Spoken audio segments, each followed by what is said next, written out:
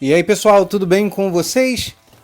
Então vamos dar prosseguimento aos nossos estudos através das resoluções de questões de concursos anteriores, desta vez para a Amazul, que é a Amazônia Azul Tecnologias de Defesa SA, para o cargo de engenheiro de materiais, prova de 2015, questão aí sobre polímeros. E muito interessante é que o salário para o mesmo cargo mais que dobrou. E nós veremos isto também neste vídeo, tá bom? Mas já de início já gostaria de pedir o seu like para que você ajude esse canal a crescer e a alcançar a mais pessoas, porque você sabe que quanto mais esse canal crescer, mais condições teremos de ajudar, tá bom? Então, também lembrando, se você não é inscrito no canal, é de suma importância que você se inscreva e ative as notificações, para que assim que postarmos novos vídeos, o YouTube te informe e você consiga prosseguir com os seus estudos, ok, pessoal? Então, olha só, vamos falar aí sobre o edital de 2014-2015, tá bom? Que para o cargo de engenheiro de materiais, perceba o seguinte, foram disponibilizadas aí 3 vagas para o estado de São Paulo e o salário, né, estava ali na casa de R$ 6.110, tá? Os requisitos mínimos exigidos eram curso superior, né, bacharelado ali, ou tecnólogo em engenharia de materiais e registro profissional no conselho competente, tá bom? Então, e já mencionando o edital de 2020, perceba o seguinte, tá? A remuneração aí, o salário tá em R$ 13.711 e foram disponibilizadas aí 30 vagas para cadastro de reserva, tá? Os requisitos mínimos: nível superior em engenharia de materiais com registro no conselho profissional competente, pós-graduação em nível de mestrado, tá? Mínimo de 2 anos ali como experiência acadêmica, né, dando aula, ou então profissional comprovada em técnicas de metalurgia do pó aplicadas ali ao processamento de materiais cerâmicos metálicos, né? Técnicas para caracterização de materiais ou indústria relacionada à área de atuação, tá? Com uma carga de 40 horas semanais. Então o salário aí mais que dobrou nesses anos aí para o cargo de engenheiro de materiais, tá? O único diferencial ali no caso seria justamente a pós-graduação ali em mestrado, mas você veja o quão considerável aumentou, né, substancialmente este salário aí, ok? Agora vamos lá para a questão, para a resolução da questão aí de número 42, onde ele fala o seguinte: os polímeros podem ser classificados em termoplásticos e termofixos. Sobre os termoplásticos, assinale a alternativa correta. A. Podem ser conformados mecanicamente repetidas vezes desde que reaquecidos. B. O produto final é duro e não amolece com o aumento da temperatura. C. Eles são insolúveis e infusíveis. D. Possuem uma estrutura tridimensional em rede com ligações cruzadas. E a alternativa E.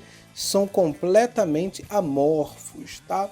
Então vamos lá saber um pouquinho mais sobre o que vem a ser o termoplástico, né? Essa classe de polímero, mas também iremos falar sobre o termofixo.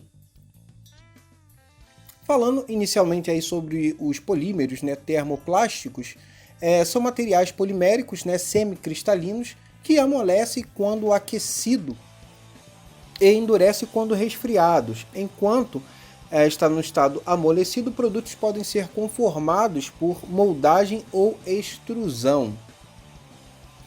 Os termoplásticos são relativamente macios, tá? A maioria dos polímeros lineares e aqueles que têm algumas estruturas ramificadas com cadeias flexíveis são do tipo termoplásticos. Peças desses materiais são fabricadas geralmente com aplicação simultânea de calor e também pressão, que acontece justamente ali na extrusão de materiais poliméricos, tá? Os polímeros termoplásticos, especificamente ali da classe poli, né, como o polietileno e o polipropileno, são aqueles mais suscetíveis à recuperação e também à reciclagem, uma vez que podem ser novamente conformados pelo seu aquecimento. Então isso aí é a caracterização, a definição dos polímeros termoplásticos. E já falando aqui dos termofixos, também conhecido como termorrígidos, são materiais poliméricos que, uma vez que tenha sido curado, no caso ou endurecido por uma reação química, não irá amolecer ou fundir-se quando for posteriormente aquecido. Os polímeros termorrígidos são polímeros em rede.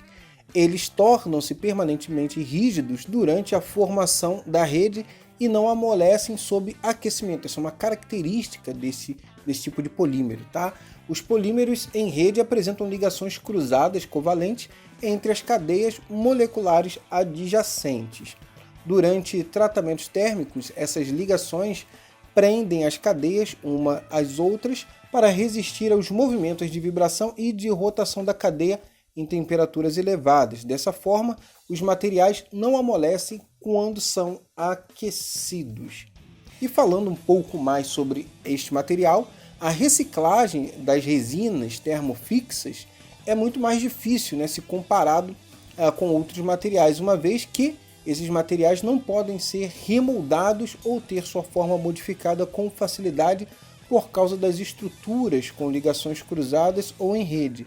Alguns termofixos são moídos e adicionados a materiais virgens a serem moldados antes do seu processamento. Como tais, eles são reciclados como cargas.